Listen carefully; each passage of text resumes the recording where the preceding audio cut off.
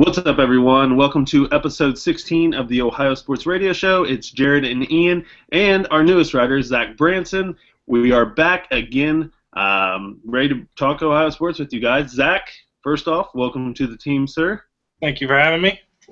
So Zack is a friend of mine, went to my high school. We posted that we're looking for new writers. Zack responded to us, sent us a pretty awesome blog. Very excited to have him. He's going to be following tons of teams in Ohio. Zack, what teams depress you the most in Ohio? AKA, what teams do you root for? The Reds depress me quite a bit. Baseball is my favorite sport. It's always been my passion. But the Bengals take the cake. They make me drink. Yep, absolutely. Me as well, sir. So you will fit right in, and we are lucky to have you, sir. So thank you. We do appreciate you joining us tonight. Ian, how are you doing, sir? Not bad, not bad. Ready to talk some sports. Here we go. So thank you guys for tuning in to episode 16 of the Ohio Sports Radio Show. As always, we start the show with our best and worst of this past weekend. So Ian, sir, what was your best and worst from this past weekend? My best of this past week in sports was the announcement today that the Cincinnati Reds are going to induct the hit king, Peter Edward Rose, into the Reds Hall of Fame this coming June. It's been a long time coming, so I'm glad to see Pete get his due finally. With that, my worst of the week is last night's debacle in Cleveland.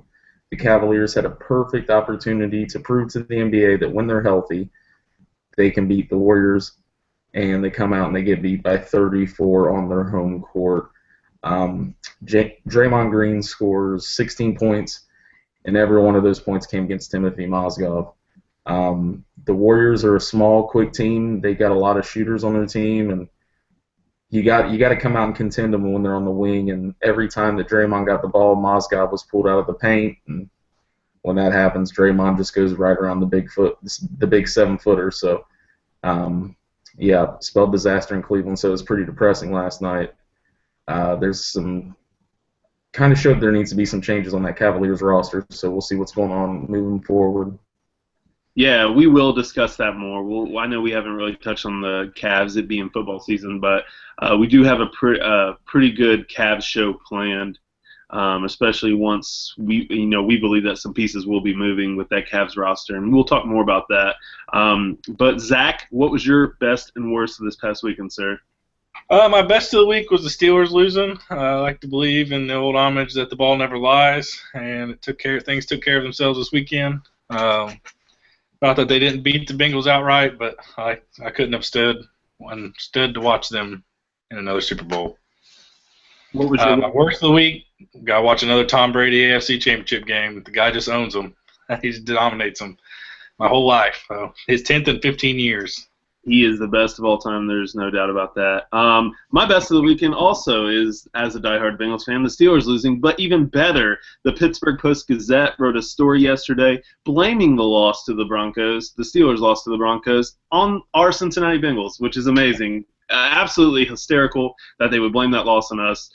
I loved it, laughed the whole time I read it. So that was hilarious. My best of the week. My worst of the week was the Kansas City Chiefs' final drive in their game, in their divisional round playoff game against the Patriots. What the hell happened there? It was the longest drive I've ever seen. There was no hurry up with that offense at all. Looked absolutely terrible. Just terrible clock management. Awful job by the Chiefs, and I bet Chiefs fans just are sick after that. Odds are they wouldn't win the game, but pretty terrible.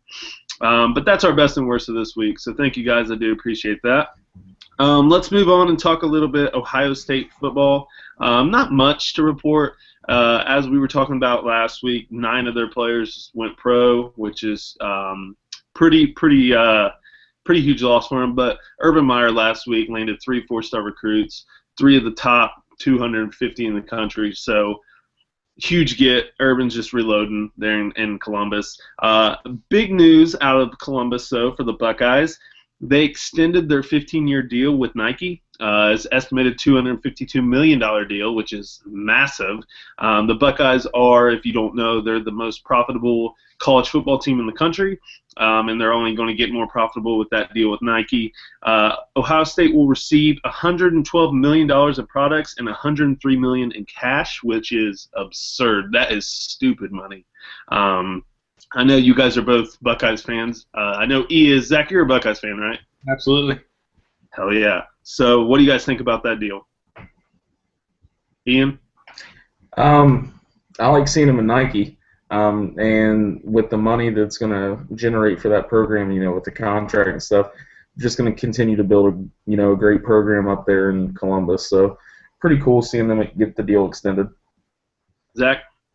Nike's done them pretty well over the years. I'm glad that they waited and saw the Texas deals and the Michigan deals go down, see how they did theirs and what they liked and what they didn't like from those deals, and go ahead and get the best for them. Yeah, absolutely. Nike, their stuff always looks good. I'm a huge fan of Nike. It's pretty much all I wear if I wear any of the major brands. But their Ohio State stuff's been pretty awesome. All their Nike combat jerseys in the past have been pretty great. So I think the all-black jerseys kind of went over pretty well with the Buckeye crowd. I like them. Did you guys like the all-black jerseys? Oh, I loved them. Ian? Yeah, no doubt. Yeah, no doubt. They're always pretty sleek. Anything they come out with as far as the combat jerseys. Yeah, I think so as well. So that's pretty good news for the Buckeyes. So I cannot wait for Buckeye season to start again. I know we got a while to go, but I cannot wait for football to start back up again. But moving on, let's talk a little Reds baseball. Some pretty big news in Reds land. Today it was announced that the Reds are going to induct Pete Rose into the Reds Hall of Fame, which is awesome, huge news, way long overdue. So take note, Major League Baseball. Also, the Reds will officially retire number 14. Now, for those of you who don't know, Pete Rose's number was not allowed to be retired by the Reds, according to Major League Baseball. However, they have not let anybody wear the number 14 since Pete wore that number. It will officially be retired at Great American Ballpark, which is so awesome. I know Reds fans are rejoicing with that one. The trifecta of this, Pete will receive a statue outside of Great American Ballpark. So awesome news. All this will go down. The Reds have a 3-game series against the Padres, June 24th to the 26th. The Reds will be honoring Pete and the rest of the Big Red Machine. So there's probably a 3-game ticket package I'm going to buy. I'm sure everyone else in Reds Land will. So what's your guys' reaction to this, Ian? I think it's well deserved. Major League Baseball won't let him into the Baseball Hall of Fame, so I think it's awesome that the Castellinis are stepping up and they're paying homage to what he's done for the game and what he's done for the Queen City itself. He grew up here and he's the hit king. He deserves to have have everything in his honor, and I think it's a class move by the organization doing this for him. Absolutely, man. I'm so ecstatic. Pete's, I was too young to see him play, but he's the kind of guy that if you have a son or a daughter, that's the way you want them to play inside the diamond. You may not want them to act like Pete off the diamond, but he is between the lines. That's how you want your kid to play. Zach, what's your thoughts on Pete being inducted into the Reds Hall of Fame? Long overdue. Love the move. And Manfred, with his speech earlier, once he denied the reinstatement into baseball, it kind of opened the way up for him to come back into come back into the Reds, at least in the Hall of Fame situation. I kind of figured right then that the Reds would be doing something. It was long overdue. I'm glad to see it. Yeah, absolutely, man. So to see number 14 hanging up there in the Ring of Honor, that's going to be awesome.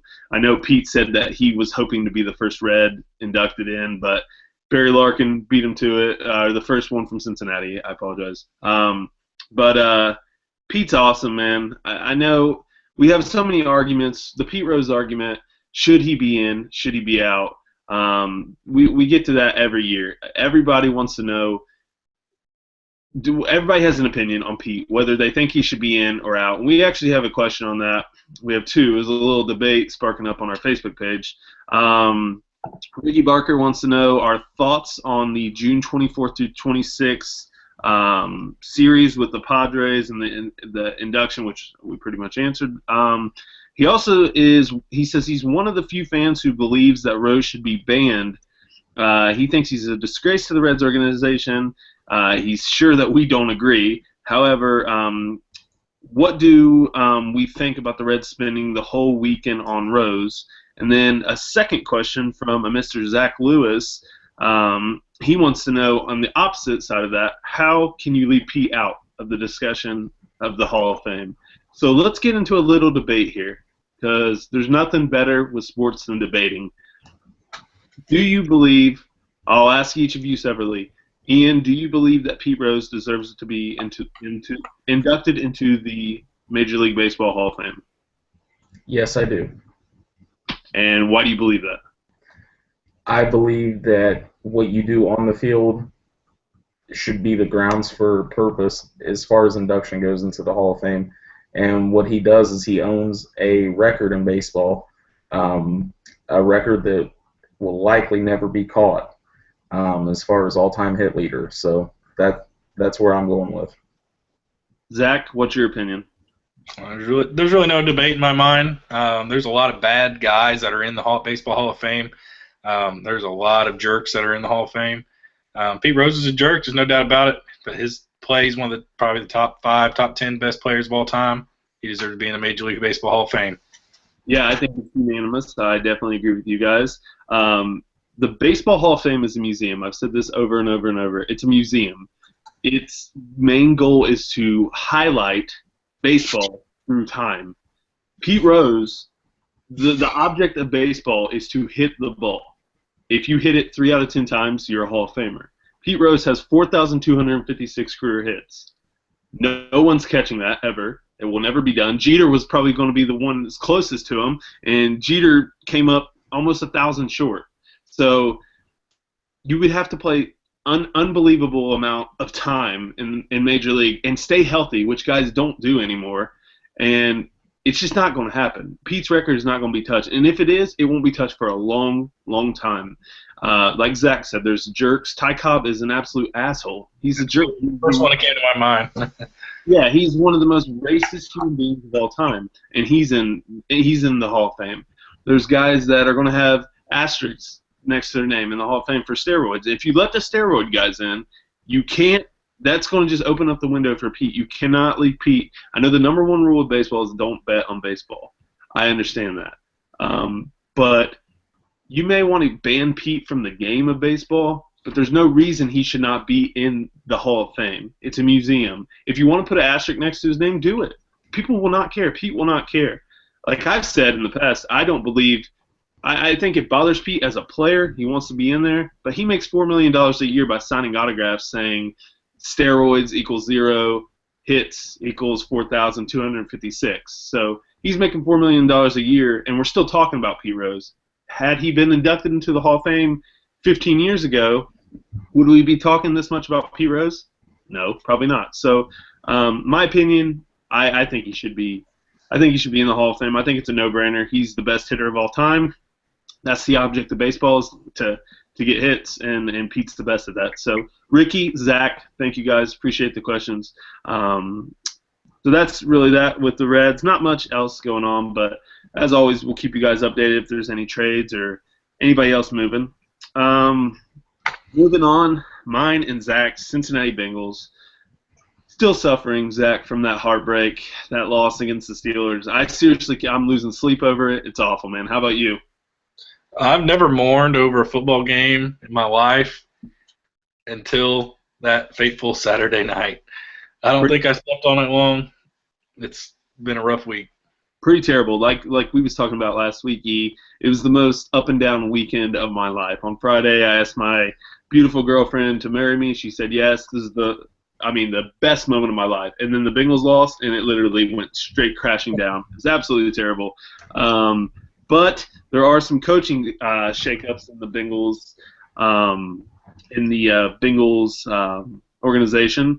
They lost a bunch of coaches. Hugh Jackson, went to your Cleveland Browns as their new head coach, so congratulations with that, and we will touch on that in a minute. But the Bengals did hire Dolphins offensive coordinator Bill Lazor as their new QB coach. and former Dolphins defensive coordinator Kevin Coyle, who was with the Bengals from 2001 to 2011 as their new defensive back coach. In the meantime, they promoted QB coach Ken Zampese to offensive coordinator, which pretty good move. He's been with Dalton his whole time since he came into the league, so you want that continuity with your quarterback. He knows the offense. He knows the system. So I do believe that's a good hire. I know some people were kind of wondering, why hasn't he been promoted yet? Well, Hugh Jackson and Jay Gruden were known for X's and O's. They're known for play calling, so I think Kenny Zampese will be all right. So that's pretty much it. Just tons of coaching shakeups. We did lose Hugh. It doesn't look like we're going to lose Gunther as all the jobs are kind of filling up. But I think, like I said last week, I think Gunther is the next in line for head coach. One thing to point out, there was $83,665 worth of fines in the Bengals versus Steelers game combined between all those players, which is absolutely just ridiculous, man. Terrible. Bengals are locked in at the number 24th pick in the draft, and I know we're still all mourning from that, but looks like the Bengals are locked in that 24th to 21st pick, like always. I'm just so sick of talking about the Bengals right now, Ian. It's awful. Zach, it's terrible. I'm still not over it. I don't know how you do this every year. Losing. I know you're a Browns fan, and I know you would switch places with me in a heartbeat, but it's terrible, man. It's terrible. Oh yeah, it's terrible. I don't want to say you ever become numb from it, but I mean that's part of being a fan. It really is. You're with them through the ups, you're with them through the downs. The only difference between Cincinnati and Cleveland, there's a lot more downs. Yeah, absolutely. Well, you never know. A lot of Bengals fans are kind of down and out right now. I mean, rightfully so. Seventh wild card playoff loss in a row. And a lot of them think that by losing Hugh, we're going to take a step back. We got 15 free agents coming up this year. I don't know. I don't think we're necessarily going to take a step back. Zach, what do you think, man? I think the free agents are the bigger deal. It just depends on who we get back and who we lose. There's always a couple guys that you don't want to lose, but you could live with it. But there's other guys that will be detrimental to the team. I feel like the Bengals have quite a few of those, and Nelson, Adam Jones, those kind of guys, they need to be re-signed. Yeah, absolutely. So like I said last week, I am pro them re-signing Adam Jones. I'm assuming you are as well. Absolutely. In my opinion, he's the heart and soul of that team, that defense. Bengals, like I said, they lack killer instinct for years, and you bring in guys like Burfict, you bring in guys like Adam Jones, who they may play quote-unquote dirty, but look at the Steelers. They've done that for years, and nobody says anything to them. That's just tough. That's just football. And that's exactly how they play. I was listening to Rich Eisen's show today, and Charles Barkley was on there, and they kind of asked him what he thought about that. And he said he loved it.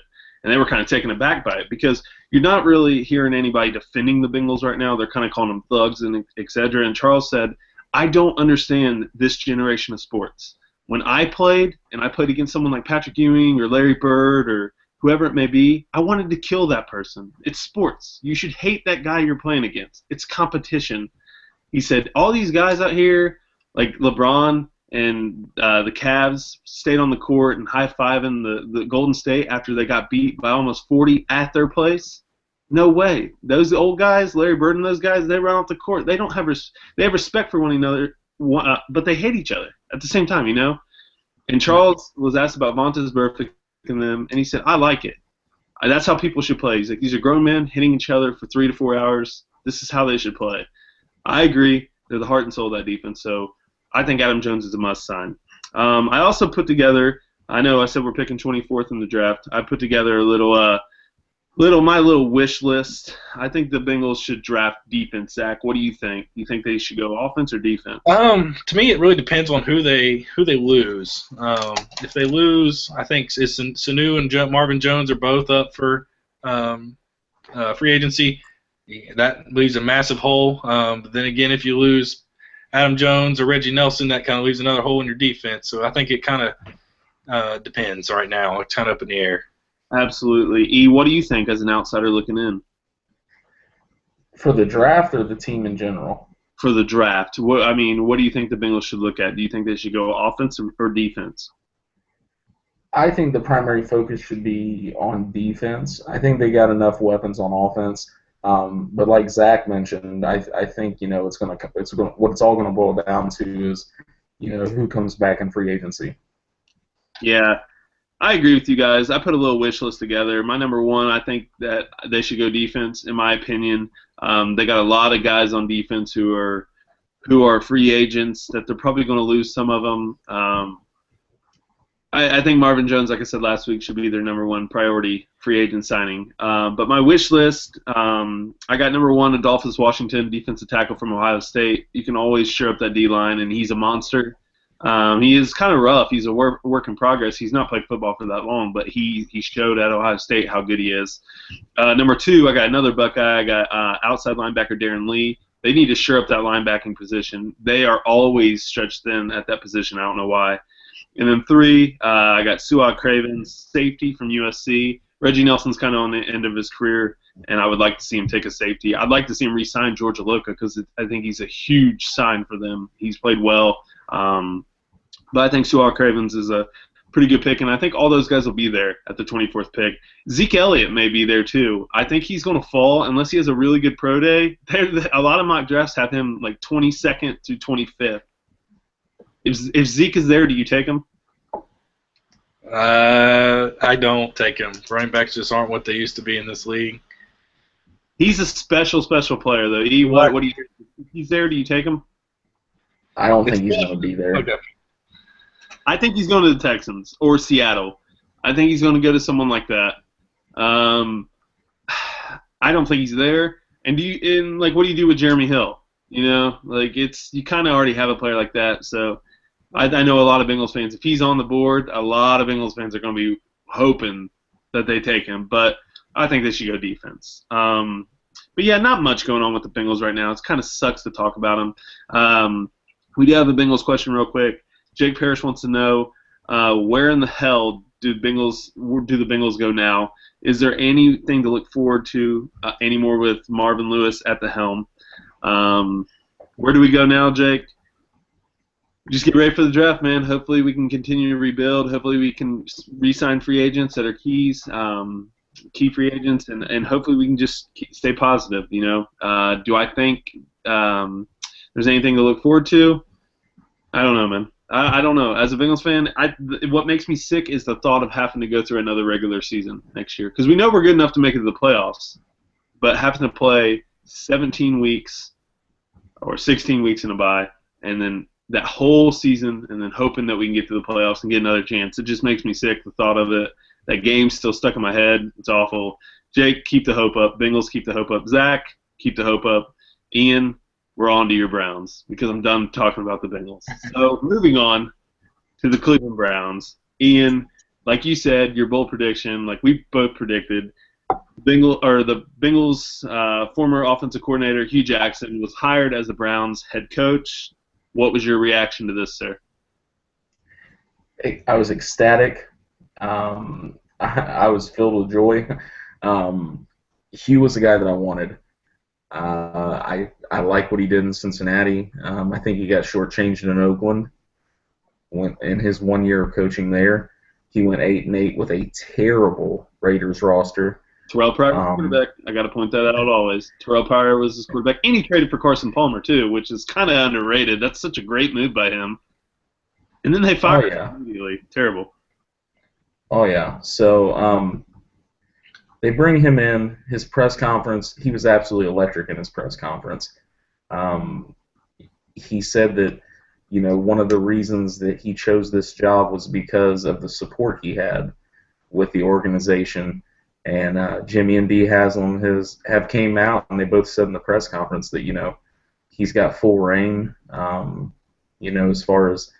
As far as bringing in his own guys and whatnot, they still got those analytics guys, and Hugh's going to be working closely with them as we prepare for the draft and for free agents. But I don't think there was a better guy out there to get. I know there was a lot of talk about Adam Gase, who went to Miami, and Patricia from the Patriots was linked to to the Browns. And I think the only reason Patricia was linked to the Browns, that was after we made the moves for the analytical guys, and Patricia's a really analytical coach when it comes to that kind of thing. So he came out and he said, he warmed me over in his press conference.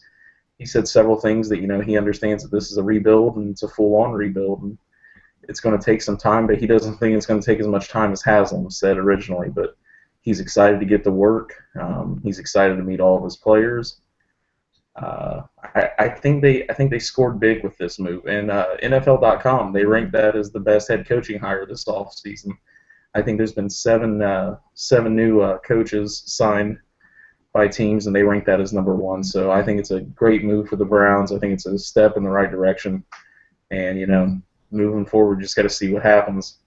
Yeah, I definitely agree. I mean, as a Bengals fan, I said this is a home run sign for you guys. Hugh's a great X's and O's guy. He's a player's coach. They love him. I thought he was electric in that press conference. He referred to himself in the third person like 8 times, which was awesome.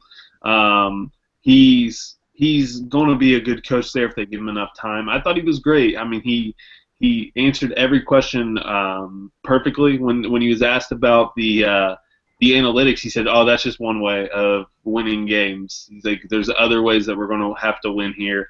I know you mentioned Adam Gase was one of your candidates that you were kind of hoping for. I think had you guys had a franchise quarterback in place, Gase would have probably given you guys a better look. He develops quarterbacks, man. That's just what he's done his whole career. Tannehill's kind of set in place in Miami, so I think Hughes home run. That's a home run for you, Zach. What do you think? I think that the Browns made a great hire. I think they hit their home run, like you said. I was a little surprised that Hugh Jackson even considered the Browns after his ordeal with the situation and he had in Oakland, but good for the Browns. I think there's a home run, like you said. Yeah, if he's given enough time, I've told you and Browns fans this, if the ownership trusts him and gives him, it's not a 2 to 3 year job. It's 5. I've said 10, and that may be crazy, but it is, man, to turn that team around. I think Hugh's best thing that he could do is come right in and let Manziel go for a draft pick. I think that would be great. E, what do you think?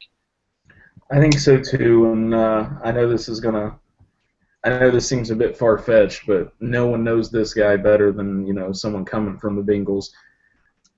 Best case scenario that I could see happening for the Browns. Don't say it. I'm saying it. No.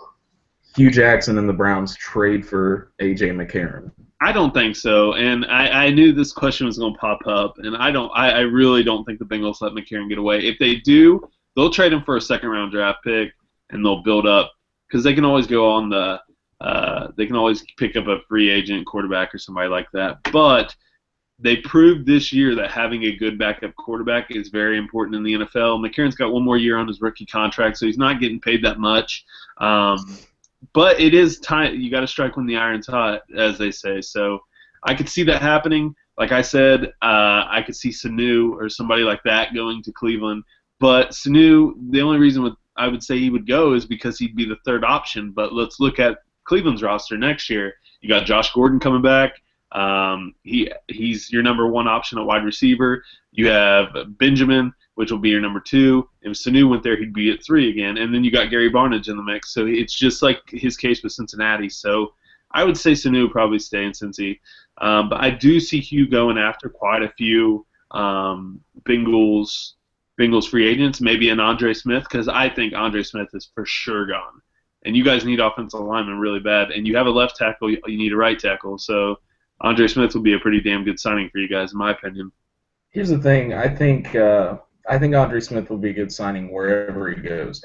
But, when you look at Joe Thomas, he was upset and he had every reason to be at the end of the season. And we discussed this, way back when there was trade talks of him going to the Broncos and then him being upset at the end of the season and talking about walking away from the game of football, and you brought the question back up, do I make that trade now? And at the time I said, yeah, we'll go ahead. If I could go back in time, I'd make the trade. If everybody is excited about Hugh, let me go back. I think Hugh can get these players excited. Hugh is a player's coach. I've never seen, I liked Mike Pettin. I liked Chudzinski before Pettin.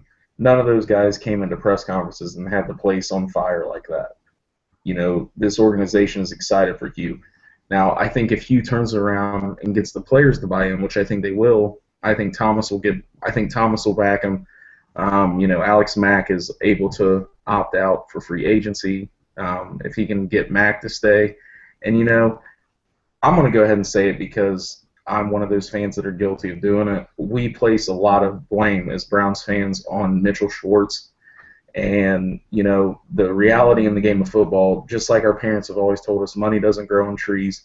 Offensive linemen don't grow on trees. It's tough to find a solid offensive lineman. What he lacks in being nimble and quick, he makes up for in his leverage and his strength. He's a good angle position player. I don't think he really gets his due because there's been guys that's on the line that succeeded in Cleveland, like Mac Thomas, Batonio in his rookie season. Right now, I stick with trying to re-sign Mitchell Schwartz.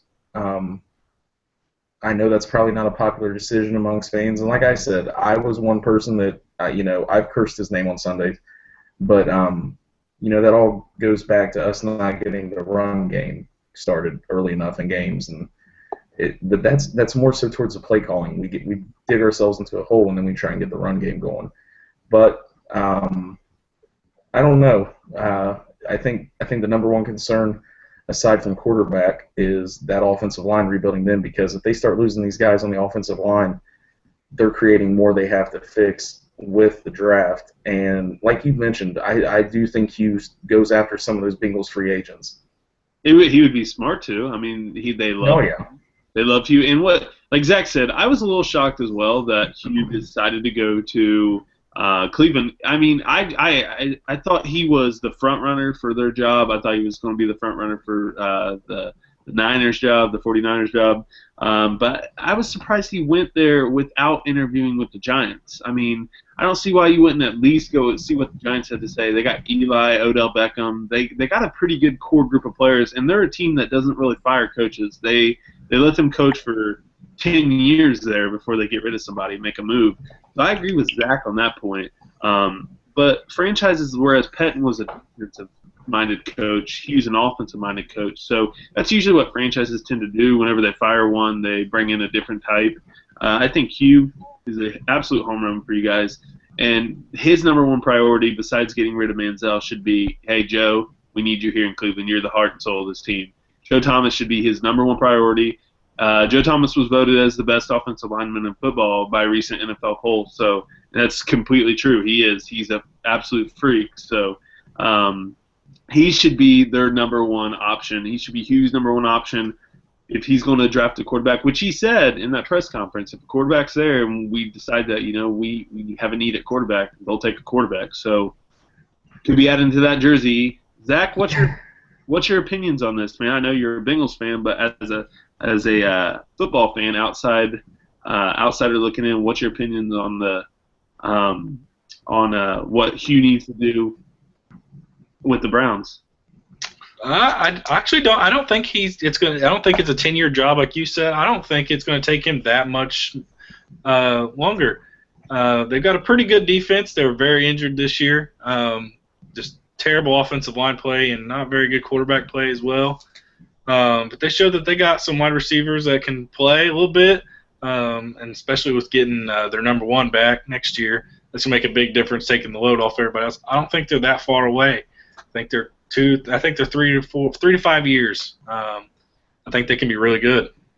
Yeah, he's got to win, and he's got to win fast, though. That's the thing in Cleveland. They never give – it doesn't seem like they give you guys coaches enough time.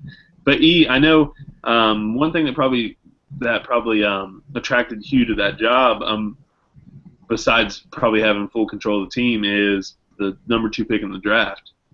So I know we've discussed in the past. What do you think that they should do with that number 2 pick? Before I get to that, I wanted to touch on something with Zach about the defense. We're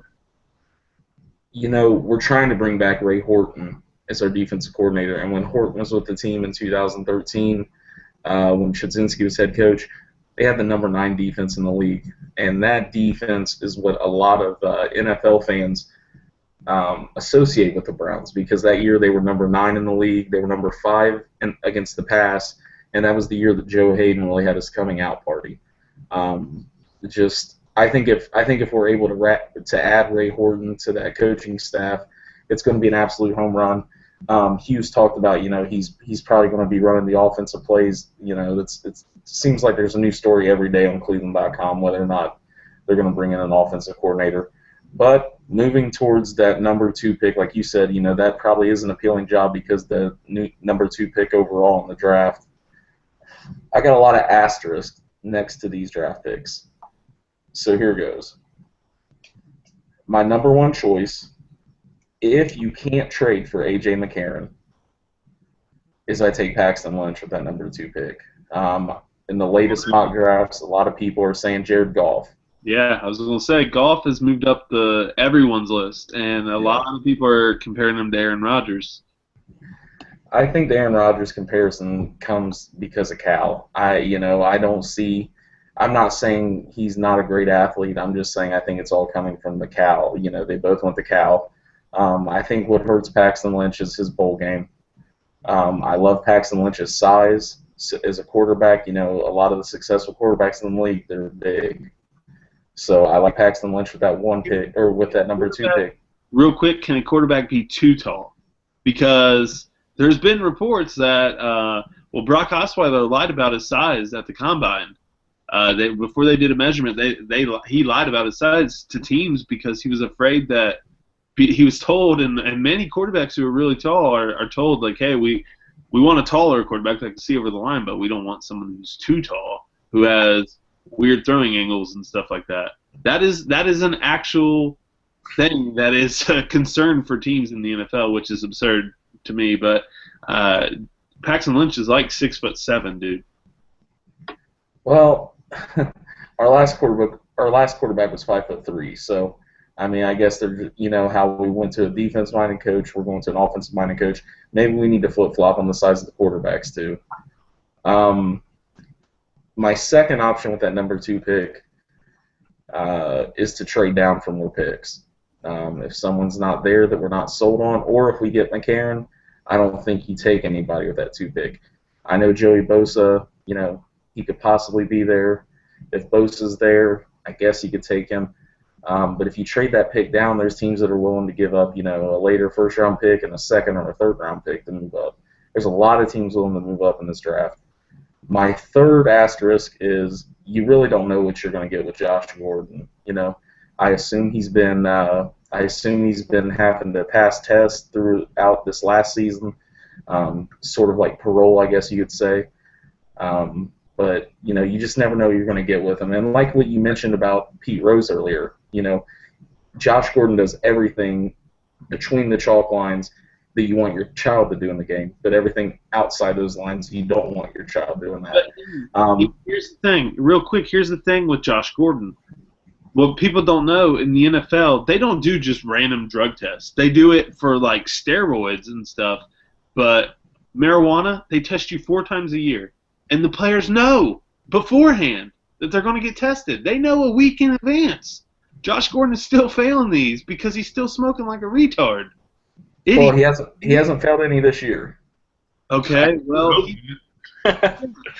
in the regular season, man, they get tested 4 times a year, and they're the NFL Players Association has it where the NFL has to alert teams and say, hey, we are testing these players or whoever at this time. Let them know. And he is still failing these. He's failed them multiple times. No, I get that, and like what you mentioned earlier this week in the text message, we were going back and forth. You can't take money away from these guys. Taking money away from them doesn't do anything. You got to take the game of football. So if Gordon screws up one more time, and I know it's saying if and giving somebody another chance, but the guy's been over a year removed from the game. I would hope he has gotten his stuff together. I know that's a big if too, but if he hasn't gotten his stuff together, you go ahead and you cut ties with him and you take the game of football away from him. But the NFL needs to step up on that stuff too. But getting back to the draft, if you don't think Gordon's going to come in with the right mindset, I think that other option for you is to take Laquan Treadwell out of Ole Miss. Wide receiver, great size. I think he's 6'3", 215. definitely one of the bigger wide receivers in the draft, and anytime we can add an offensive weapon, we don't have a very appealing staff when it comes to skill players, but anybody you can add to Benjamin, who's actually a free agent, that's another top priority is re-signing Travis Benjamin. If you can add it to Benjamin, if you can add it to Barnidge, say it's a good move. So there's 3 guys right there, or 3 options for you. I really want him to trade for McCarron. I don't think it's going to happen, but I think if they go for McCarron, I think that would relieve a lot of people without having to take a quarterback in the draft. But Ian, stop trying to take Catherine Webb from us, okay? She is a Cincinnati girl through and through. Me and Zach, we don't have anything else, okay? We lose in the playoffs every year. Give us Catherine Webb and A.J. McCarron, all right? The words of Brent Musburger. Wow. Exactly. They got a baby on the way, so they're adding another fan to the Bengals army and the Who Dey Nation. So, Ian, you can't take our lady away. She's the first lady of the Bengals. You can't take her away.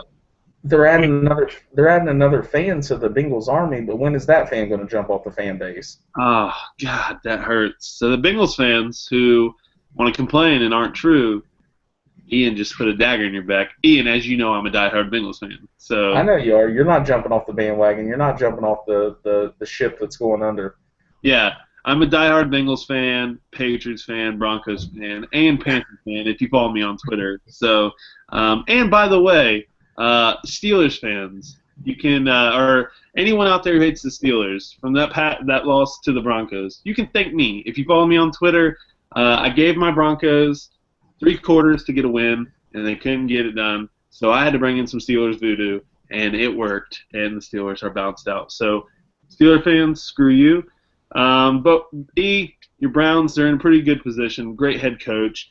Second pick, you got a lot of options, and I'm sure we'll talk more about that in the upcoming weeks. I'm sure some changes will be coming, but definitely a home run signing for you guys. So congratulations, sir.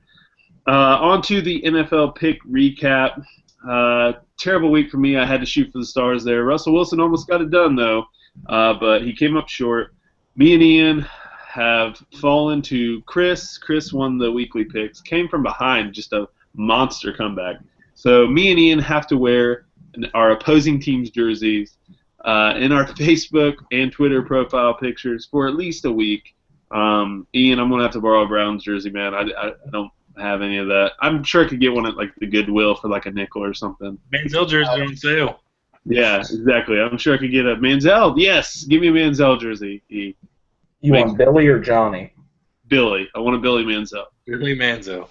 And I'll hook you up with I don't know. You want like an old Rudy Johnson jersey or something like that? I got a ton of Bengals players that have been. Got an Odell Thurman you can have. Yeah. We got a ton of Bengals jerseys that have been absolute bust. Odell Thurman, that's a good one. He was. I can get you a Keely Smith jersey or a Jeff Blake. Stop. You're hurting my feelings. Aiton Blake, baby. Aiton Blake. All right, so me and Ian are out, but we're still going to give you our NFL picks. You guys want to pick against the spread, or do you guys just want to pick straight up? Straight up. Straight up. All right, so Zach's going to join in with us on this one. Our NFL picks, we're into the conference finals. Tons of good football last week. It was great. The playoffs have been pretty good, all in all, except for the Bengals breaking my heart. But all in all, it's been pretty good playoffs so far. Games have been pretty exciting outside of the New England bloodbath game or the Chiefs bloodbath game against whoever they beat in the first round. Texans. Yeah, that game was terrible. All right, first game on the card is the New England Patriots versus the Denver Broncos in Mile High Stadium. Ian, sir, who are you taking in this one? I believe that's the Sports Authority Stadium now. It's a Mile High. I'm going to go with Tom Brady. I'm going to go with the Patriots. I don't care that they're on the road. Something about Belichick, something about Brady in January. Like Zach alluded to in the beginning, they just always seem to get it done. So I think they're going to return to the Super Bowl. They were my AFC preseason pick, so I know I really went out on the limb there, but I'm going with the Patriots in this one. Zach, what about you, sir? As far as the Arizona and the Panthers game goes, I think Carson Palmer conjures up some magic. Zach, you're new to this, brother. You're new to this. Patriots, Broncos, who you taking? I got to go with Patriots, unfortunately. All right, there you go. Now I'll go, and then we'll go to the next game. You All guys. right. I was all ready for it. I had it all planned. Oh, I know. I know I stopped your flow, but don't rush the magic, brother. All right. So you're taking the Patriots. E's taking the Patriots. I also am taking the Patriots. Best quarterback of all time. There's no question about it. Best coach of all time. They're going to absolutely go in there. They're going to get to Peyton.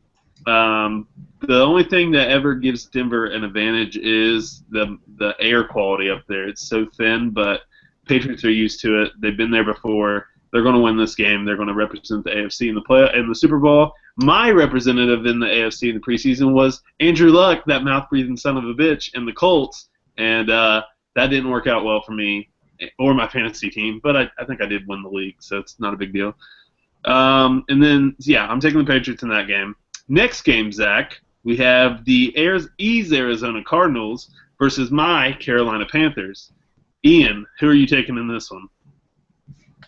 B-Red, C-Red, Bird Gang all the way. Carson Palmer's going to get it done, get to a Super Bowl.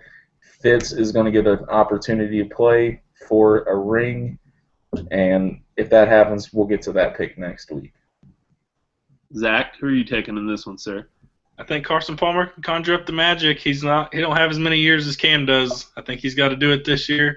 And Larry Fitzgerald's in the same boat. There's not very many years left for that team. Their window's closing fast. Yeah. So you're taking the Cardinals, correct? Yes, sir. All right. So this is a tough game for me. As you guys know, if you followed me on Twitter this weekend, I'm a diehard Cardinals fan and a diehard Panthers fan. It's tough. I don't know who to take in this one. On the one hand, Carson Palmer, sir, thank you for breaking the curse of the stripe. He is the first Bengals player to get a playoff win in forever. First star player, that is. So that means the Bengals are going to win the Super Bowl next year. So thank you, Carson Palmer. We appreciate it. You finally did something for us. I love Larry Fitzgerald. I actually love Carson Palmer. I think the Cardinals are awesome. Love Bruce Arians. However, Cam Newton and the Carolina Panthers at home, Luke Kuechly, Cincinnati boy. I'm taking the Panthers. I love Greg Olsen. Love Cam. I think they are the team that is most set up for a championship, and they have the best chance of beating the Patriots. I'm taking the Panthers at home in this one. Carson Palmer looked terrible against Green Bay in the first half. However, he did win the game for him in the second half, but he looked pretty bad, and Cam looked really good in that game. Seahawks were no slouch, so I'm taking the Panthers, Patriots, Super Bowl, and we will predict the Super Bowl winners whenever that game comes next week. But that's our picks of the week. So, guys, thank you for that. As always, we end the show with a bold prediction. Ian, what is your bold prediction for this upcoming week of sports? My bold prediction goes back to my worst of the week, that drubbing that the Cavs took from the Warriors last night. With the trade deadline in the NBA coming up about 2-3 weeks away, I think the Cavs start making some moves this week. Probably see Mozgov shipped out. You know, I think they're the team that can win the East hands down. But if they're going to have to beat Golden State for that championship, they got to get smaller. They got to get smaller and they got to get faster. And they need a shooter. They need a shooter. A wing. They need a shooter big time. That's what that team misses. But, awesome, thank you, Ian. Zach, what is your bold prediction for this upcoming week, sir? My bold prediction for the upcoming week of sports, yeah. I really don't have one for the upcoming week. Kind of got one for the next couple months or so as far as football goes. But I don't think the Browns are going to take a quarterback. I think they'll sign somebody in the offseason again. They'll make a trade for trade back in the draft. That's what I really think they're going to do. That's my bold prediction for the week.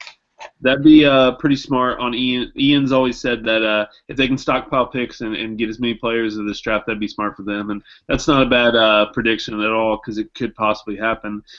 However, my bold prediction for this week, like I said, Patriots, Panthers, Super Bowl 50, and I will tell you that winner next week on episode 17 of the Ohio Sports Radio Show. But that's it. That's our show. Zach, pretty good first show. with you. You had the flow down off a little bit, but you'll get it, sir. So yeah, that's the episode 16 of the Ohio Sports Radio Show. Thank you, everyone who tunes in, likes our videos. Follow us on Twitter at Ohio Sports Radio. Check out our website, ohsportsradio.com. Always posting new stories, new articles for you guys to read. Zach's first blog post will be up soon, so look forward to that. Follow us on Facebook, our Facebook page, Ohio Sports Radio. Interact with us, guys. Comment, get in touch with us, ask questions. We love talking to you guys. That's why we started doing this. Ian, do you have anything to add? I do not, Zach. Welcome to the crew. I'm glad to have you. Absolutely. We got to get Jeremy. We got to get Chris back. We got to get Jeremy on here. But we got a pretty good crew. Pretty happy with the way it's working out. You guys are. I appreciate all your guys' hard work, and we're going to continue to grow this thing. It's growing pretty fast, and I love to see that because it means there's a lot of other miserable Ohio fans out there, and I do love to see that. But like I said, we're looking to grow. We're looking for new riders. So if you guys know anybody or if you're interested, get in touch with me, Ian, Zach, Chris, Jeremy. Get in touch with us. Let us know. Send us something. Send it to ohiosportsradio@gmail.com. We'd love to see a blog post from you, and we'd love to. We're looking to add new riders to the team. But like I said, follow us on Twitter at Ohio Sports Radio. Like us on Facebook, Ohio Sports Radio. Check out our website, ohsportsradio.com. And if you like this video, give us a thumbs up on YouTube. You can check out all of our past episodes on YouTube as well. So we're continuously doing these. We love doing it. Guys, I appreciate your help. Zach, sir, welcome to the team officially. And look forward to some awesome stories with you, brother. But yeah, you guys, thank you so much. Appreciate the hard work. And we will see you next week with episode 17 of the Ohio Sports Radio Show. And guys, Ian, Zach, Houday. Bird gang. Houday. Panthers. See you guys. See you for episode 17 next week.